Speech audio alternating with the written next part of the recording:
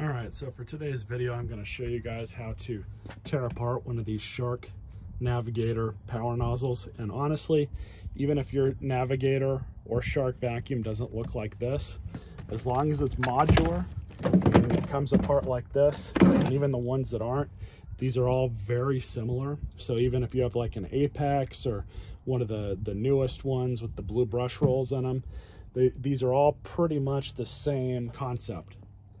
But in order to pull one of these apart, let's say you want to get to the brush roll or get to the motor for whatever reason, first thing you're going to have to do is figure out what kind of screws are securing your bottom plate to the top of the power nozzle. Depending on the age of your machine, it's either going to be a standard Phillips screw or it's going to be a Torx screw with the security bit on it. So the security bits have the small nubs on the heads of the screws, and you can see on this Torx screwdriver the center of this one is hollowed out so it can go over it just fine. A regular Torx bit will not work on those, but the good thing about these, you get a set of these for security bits. They work on the standard Torx screws as well. So this one just has the Phillips screws on it, and the first thing you'll do is you have two more that are hiding underneath these wheels here. Now this machine's total, so I'm just tearing it apart for this video. But you have two more screws that are hiding underneath here. So you have 1, 2, 3, 4, 5, 6, 7, and 8. These two that are holding the wheels, you don't have to remove these. So all you do is just get a screwdriver,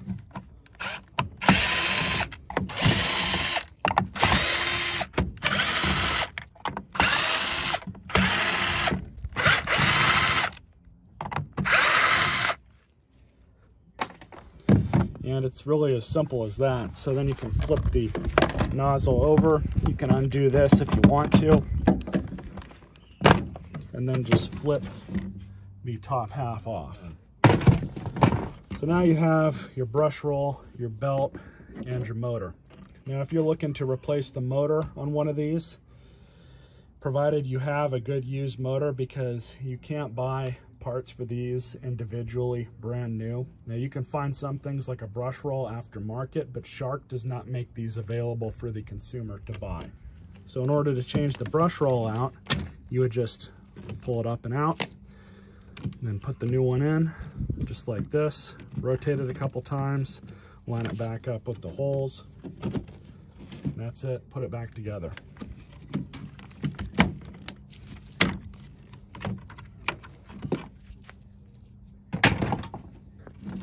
So you want to change the motor for whatever reason. These are simple.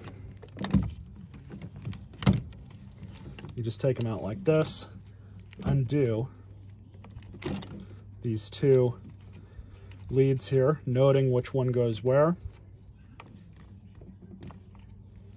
And there you have access to your brush roll motor.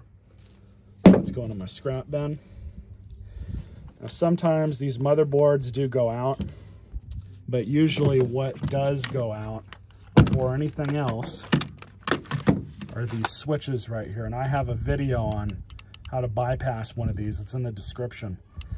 These switches, if your machine is on and you can't turn the brush roll on, no matter what position this is in, likely this is your culprit, this little switch. You can replace it if you want to. The part number is on the side of it. You can probably find one on eBay or Amazon.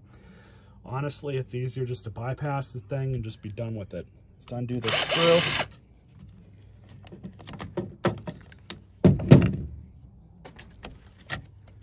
And pull it out. And these wire crimpers, I have some of these in the description as well if you need them. But in order to crimp new wires, you'd have to cut these,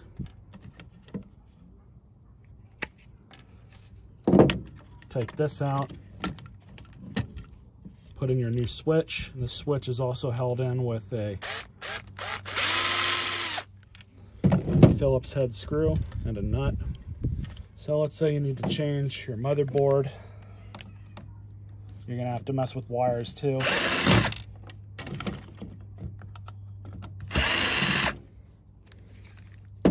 You're gonna do those 2 screws. You have the wire going to the motor, the wires going to the switch. You'd have to cut those as well.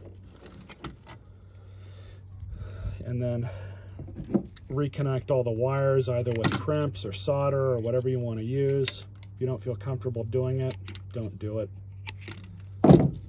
But scrap pile. And here's the elbow. As you can see, a common wear part on these is the ends. Everything here is plastic. These machines do not stand the test of time. They honestly don't like to be used regularly. They wear out very quick. I usually don't recommend Sharks to people, and it's one of the main reasons. But almost everything on a Shark vacuum is plastic. It's all wear parts. You can see how it just, over time, several years, it just wears out. The grooves inside, once that gets bad enough, your nozzle will start doing things like this. Sometimes it won't even stay locked in position anymore and it'll just kind of flop over. So that's some common issues with these. Really, once they get too far gone, you're better off just replacing them. There is ways to bandage things, like maybe putting some Scotch tape in here or something and kind of building this up a bit, but that's just a band-aid. Honestly, you're better off just replacing the nozzle or just buying a brand new vacuum if that's the thing that you're battling.